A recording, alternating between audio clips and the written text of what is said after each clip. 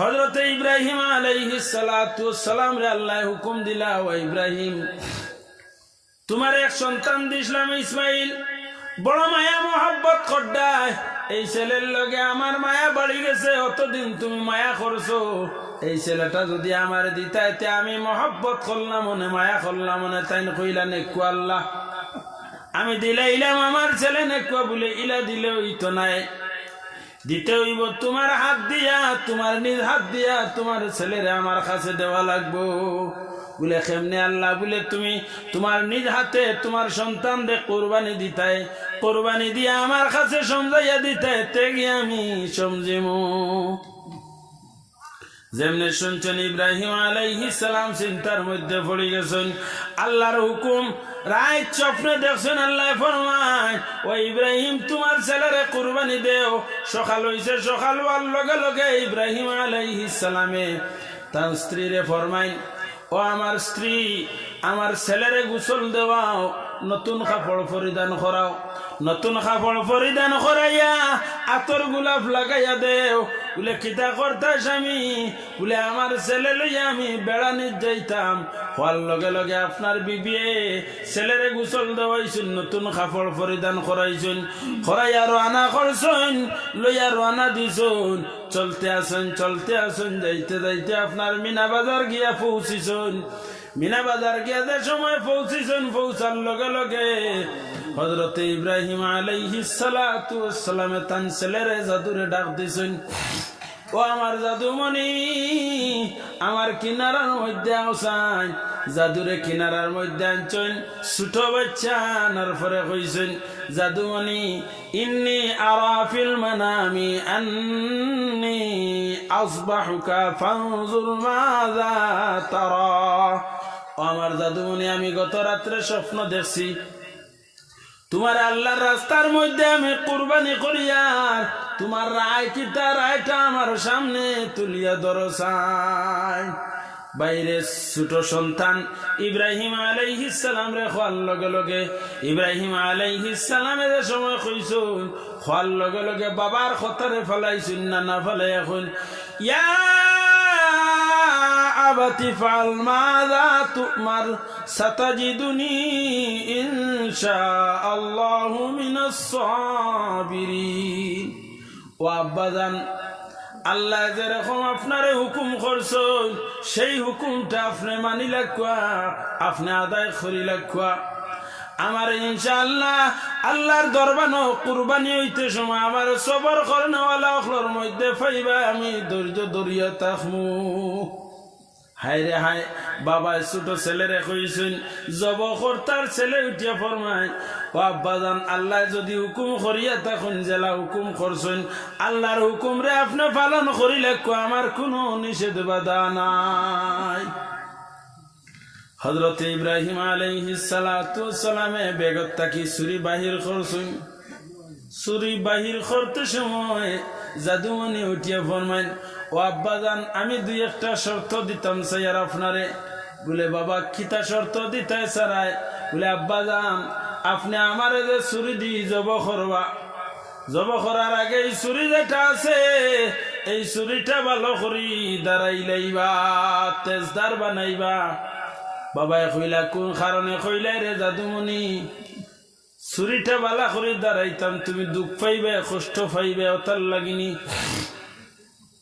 ও সময় উঠিয়া ফরমাইন, আব্বাজান এই কারণে আমি কইয়ার না, যদি আপনি ছুরিটা বালা করে দাঁড়াইন না, আমার যে সময় আপনি আল্লাহর রাস্তার মধ্যে কুরবানি করবা, কুরবানিত লাগার লগে লগে বাবাই যে ছেলেরে এত আদর করতায়, মহব্বত করতায়, মায়া করতায়, এই মায়ায় বাড়ি মারবো, বাড়ি মারার লগে লগে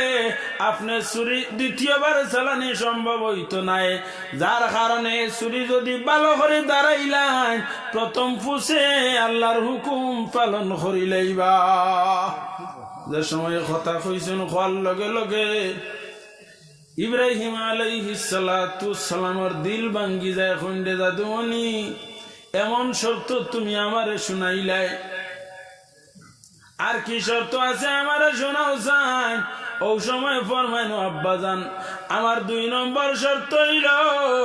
তুমি যে সময় আমার আল্লাহর রাস্তার মধ্যে কুরবানি করবাই ও আব্বাজান আমার শীত করি না শুয়াইয়া উফৈত করি শুয়াইলেও হইলাইটা কোন কারণে কইলে রে দাদুমণি আমার খোঁজেন বলো আব্বাজান আপনি যদি শীত করি শুয়ান শীত করি শুয়াইয়া চুরি হাতের মধ্যে লইয়া যে সময় আপনি আমার কুরবানি করতা কুরবানি করার সময় আপনার নজর যদি যে চেহারার মধ্যে আপনি চুমা খাইসলা যে পেশানির মধ্যে চুমা খাইসলা এই চেহারা এবং পেশানি আপনার চক্ষুর সামনে যে সময় পড়ি যাইব পড়ার লগে লগে মায়ার টান দিব যে মায়ার কারণে হয়তো আপনি আল্লাহর হুকুম পালন করতে পারতা নাই যার কারণে আপনি আমারে শীত করি না শুয়াইয়া উপৈত করি শুয়াইয়া গর্দনা ভাই কুরবানি দিলাইও বাবা এখন দাদুমণি এমন একটা শর্ত তুমি আমারে দেরায় যে শর্ত গুলা শোনার লগে লগে কলিজা ফাটি যার ও দাদুমণি আর কোন শর্ত থাকলে আমারে তাড়াতাড়ি শুনাইলাও আর না হয় আমি তোমার আল্লাহর রাস্তার মধ্যে কুরবানি হওয়া সম্ভব হইত নাই বাবা ধৈর্য ধরার পরে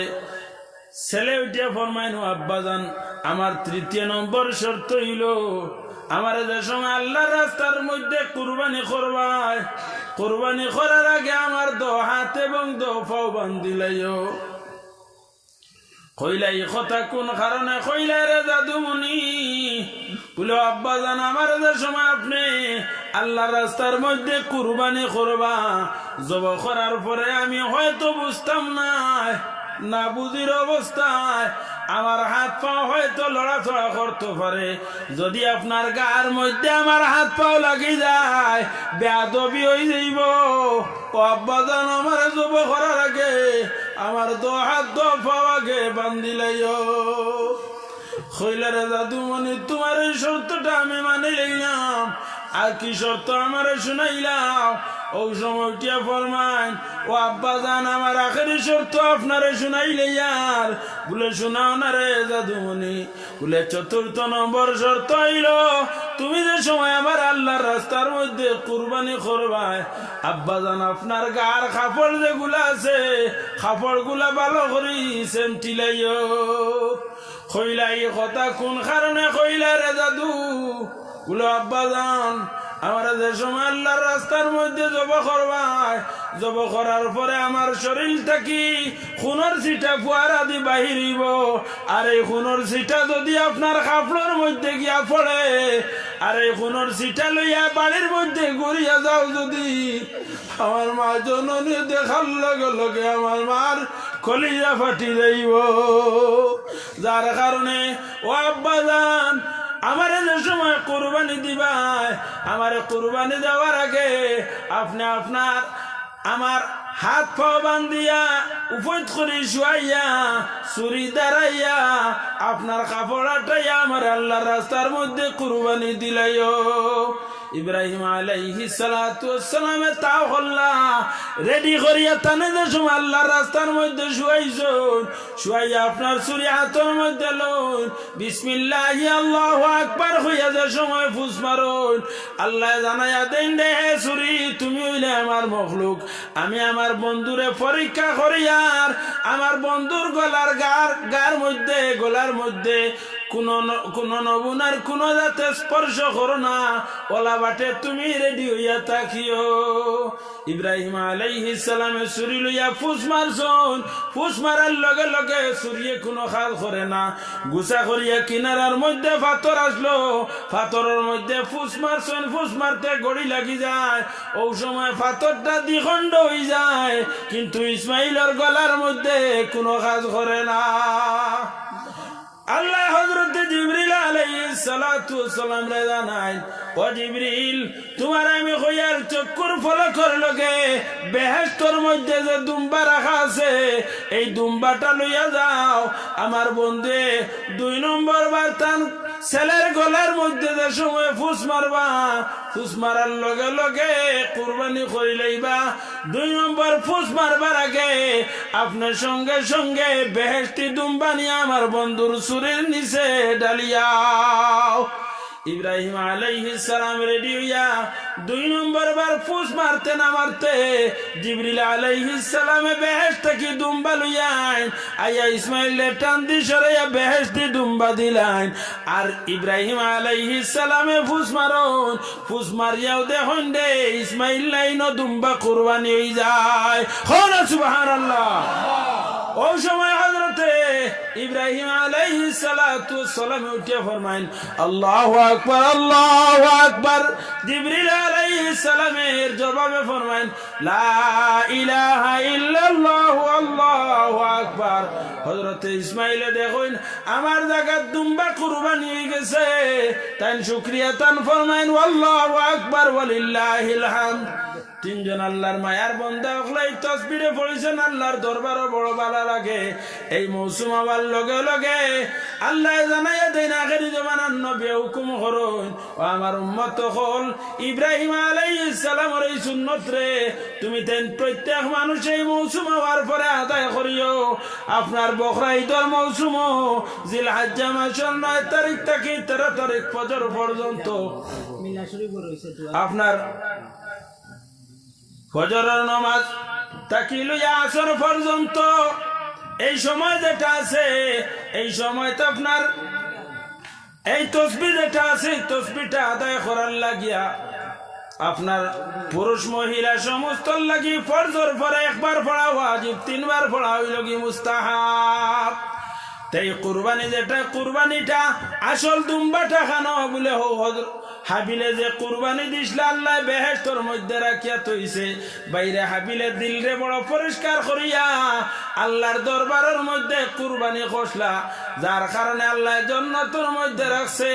জান যে তো নিয়তরে পরিষ্কার করিয়া আল্লাহর দরবারের মধ্যে মালরে কুরবানি করেন, আল্লাহর দরবার আল্লাহর যাতে তান মালরে তত বেশি গ্রহণ করেন, জান্নাতের মধ্যে আমানত রাখিতে জড়েন।